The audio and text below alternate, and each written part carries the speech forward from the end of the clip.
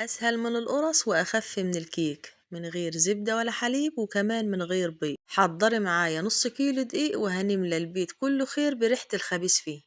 ولو محتارة في الفطار يبقى مفيش غير دنش الأفران، بطريقة سهلة جدا واقتصادية، وغير كده كمان زيادة في الكمية، هش جدا وبيدوب في البق. يلا بينا نشوف الطريقة بالتفصيل من مطبخ ياسمين جنيدو. لايك وشير لو عجبكم الفيديو. أول حاجة زي ما عودنا المشاهدين هنسمي الله ونصلي على الحبيب صلى الله عليه وسلم. في البولة اللي هعجن فيها وهعمل تيست للخميرة علشان اختبر نشاطها، نزلت بمعلقة كبيرة من الدقيق، ومعلقة كبيرة من السكر، ومعلقة كبيرة من الخمير، ونص كوباية من المية الدافية، وبالمعلقة وأقلبهم كويس علشان التلات مكونات يندمجوا كويس ويدوبوا مع المية. بغطيهم وبسيبهم في مكان دافي حوالي 10 دقايق لما حجمها يتضاعف وتعمل فقاقيع كتيرة على الوش، لما تبقى بنفس الشكل اللي قدامكوا ده. وبكده بقى بكمل باقي خطواتنا وأنا مطمنة. في نفس البولة اللي فيها الخميرة وهنزل بربع كوباية من الزيت، بس تكوني متأكدة ان نوعية الزيت حلوة من غير ما يكون ليها ريح. هضيف كمان 3 معالق كبار من السكر، ونص معلقة صغيرة من الملح. وفي وصفة النهاردة بقى هنعجنها بمية، وعلشان تكون غنية اكتر نزلت بمعلقتين كبار من اللبن البودر وكوباية من المية، بس مش هنزل بيها كلها، نزلت بحوالي كوباية الا ربع وهركن ربع الكوباية على جنب. وبالمعلقة وأقلب لما المكونات كلها تندمج مع بعضها والسكر يدوب. والمية اللي أنا مستخدماها مية دافية، وتقدري تستبدليها بحليب، بس في الوقت ده بقى هتستغني عن اللبن البودر. بعد ما بقلبهم كويس نزلت بكوبايتين من الدقيق بنفس الكوباية اللي عايرت بيها المكونات، ومش هنزل بكمية الدقيق الباقية غير لما اتأكد ان المكونات كلها امتزجت مع كوبايتين الدقيق. وفايدة الحركة دي بقى انا بضمن ان المكونات اللي انا ضفتها كلها للمية امتزجت كويس مع حبيبات الدقيق. وهوريكم معيار الكوباية وانا محضراه. معيار الكوب اللي انا بستخدمه علشان يكون مظبوط لا هي اللي هرمية ولا هي اللي ممسوح. ولو عايرت 4 كوبايات والكوباية بتكون ممسوحة الوزن ما بيكونش نص كيلو، وفي نفس الوقت لو عايرتيها وكانت هرمية بيكون زيادة عن النص كيلو. ضفت لهم كمان معلقة صغيرة من البيكنج باودر. وفايدة البيكنج باودر هنا هو والخميرة بيساعدوا ان العجينة بتاعتنا تكون هشة اكتر، وبعد التسوية مسامها بيكون زي القطن. وعن كمية المية اللي هنستخدمها في وصفة النهاردة، في الاول طبعا نزلت بنص كوباية اللي انا اختبرت بيها نشاط الخمير. اثناء التحضير كان معايا كوباية مليانة من المية الدافية، ما نزلتش بيها كلها، نزلت بكوباية الا ربع وسبت ربع الكوباية على جنب. قلب لما اشوف العجينة هتحتاج معايا مية كمان ولا لا. اثناء العجن بقى الكمية الطرية بتبقى متجمعة كلها في صوابع ايديك. تستغل الحركة دي بقى وتنضفي بيها جدران الطبق اللي انت بتعجني فيه، وهتلاقي كمية الدقيق اللي متراكمة في جدران الحلة وفي قاع الطبق كلها كده بقت كتلة واحدة. وقوام العجينة بيكون طري وبيلزق في الايد، وفي نفس الوقت مسامها ناعمة ومتفتح. وده قوام العجينة بعد ما خلصتها عجن. وبكده قوام العجينة مش محتاج مية تاني. وهوريكم بقى باقي كمية الكوباية اللي اتبقت منه. اتبقى حوالي ربع الكوباية مية، يبقى الكمية اللي انا استخدمتها في الاول استخدمت نص كوباية من المية، بعد كده ما خدتش الكوباية كلها واتبقى منها ربعها. وبكده كمية المية اللي انا استخدمتها كانت كوباية وربع من المية. وطبعا كل نوع دقيق بيختلف من نوع لآخر حسب تشربه لكمية السوائل اللي بنضيفها. علشان كده هتلاقوني في اغلب فيديوهاتي ما بنزلش بكمية المية كلها، بنزل بيها بالتدريج شوية بشوية مع التقليب المستمر لما احصل على القوام المطلوب. مسحتها بمعلقة كبيرة من الزيت وهغطيها في مكان دافي لما تختمر ويتضاعف حجمها. وعلى ما الخميرة بتاعتنا تختمر هنحضر بقى شوية سيرب صغيرين علشان ألمع بيهم الدنش بعد التسوية. في طاسة أو كوباية كبيرة وعايرت نص كوباية من السكر، ونص كوباية من المية، وعصير نص ليمونة، ورشة من الفانيليا، وارفعهم على نار هادية. وأول ما يغلوا بالشكل ده هدي عليهم النار لمدة دقيقتين، وبكده السيرب بتاعنا بقى جاهز. والعجينة بتاعتنا التانية اختمرت وبقت جاهز.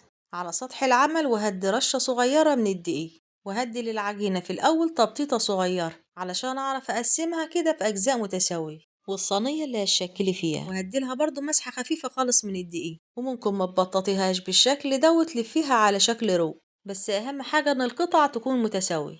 قسمتها في الأول على جزئين، وكل جزء قسمته على ربعين، يعني هشكلها ل8 كرات متساوية. وكل ما زودت في عدد الكور كل ما زودت في طبقات التوريد. وهقول لكم ايه بقى، وصفة زي دي أخدت من صحتي كتير، لأن خصوصا إن أنا صحتي على قد. بس كله يهون علشان خاطر حبايبي المتابعين، والتعب ده هيزول لو الفيديو حقق مشاهدات كتير. وهقول لكم بقى بكل أمانة، أثناء بقى ما انتهيت من تحضير الوصفة وعجبت الولاد جدا، كنت زعلانة جدا علشان عمر ما هعيد الوصفة دي مرة تانية. يعني هكتفي بتنزيلها مع الفيديوهات، وعمر ما هفكر أعملها للولاد مرة تانية. وربنا يشفي كل مريض، وكل اللي بيسمعوني دلوقتي تعيشوا وتعملوا الحلو كل لولادكم. بس بحاول على قد ما أقدر أخدم ولادي، وفي نفس الوقت أوصل لكم الفكرة بكل سهولة وبساطة علشان تعملوا لولادكم. بعد ما شكلتها لكرات صغيرة، غطيتها بكيس تلاجة علشان وشها ما ينشفش، وسبتها ترتاح حوالي ربع ساعة. في الأول بديلها تبطيطة بإيديا صغيرة، بعد كده بكمل بالنشاب، وبتبقى بنفس السمك اللي قدامكوا ده. وبديلها بقى معلقة من السمنة وادهنها بيها كويس.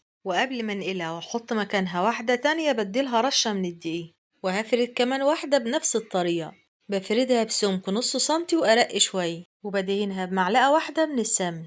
ودلوقتي بقى بجيب اللي أنا انتهيت من تحضيرهم واحطها كده عليها من فوق. وممكن العكس، يعني بعد ما بنتهي من تحضيرها وامسحها بالسمنة، ارفعها واحطها على اللي انا فردتهم في الاول.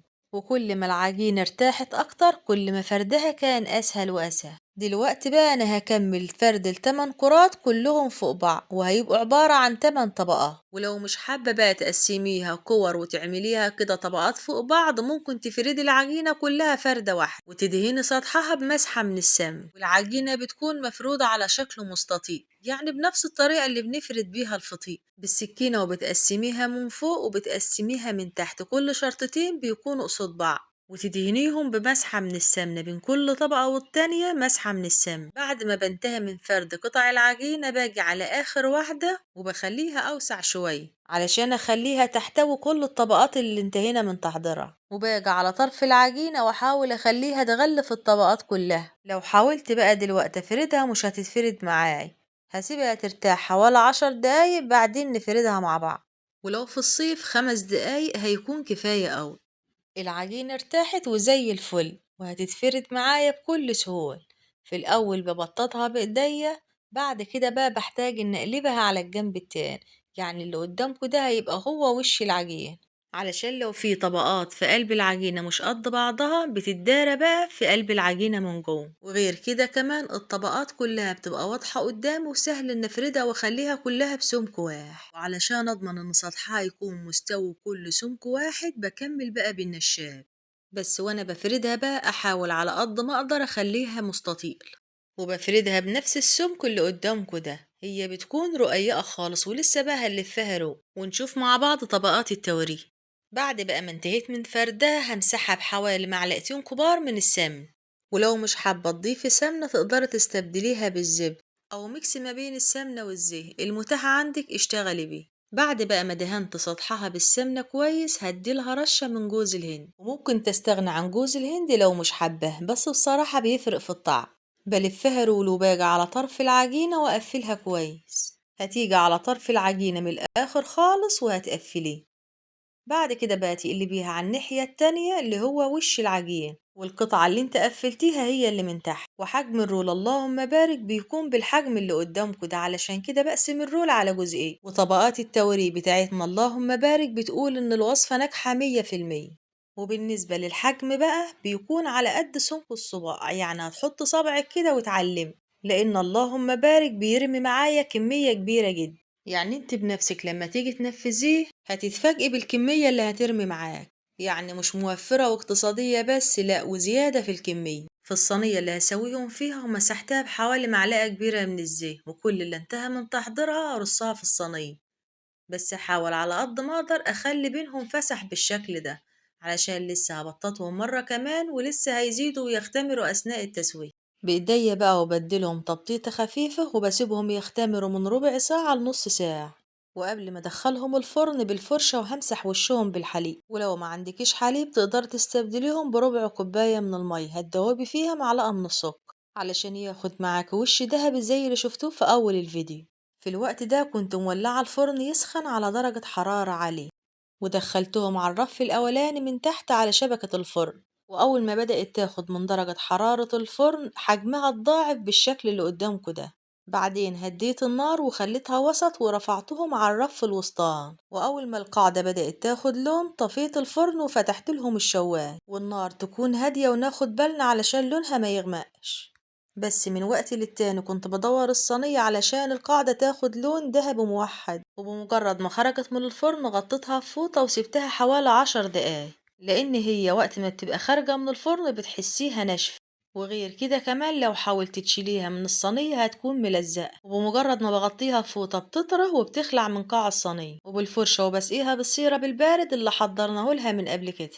بعدين بقى برش عليها جوز الهند، بمجرد بقى ما بتنتهي من تحضيرهم هتجمعيهم في علبة يكون ليها غطا، ويا سلام بقى لما بتبات تاني يوم طعمها بيكون أجمل وأجمل.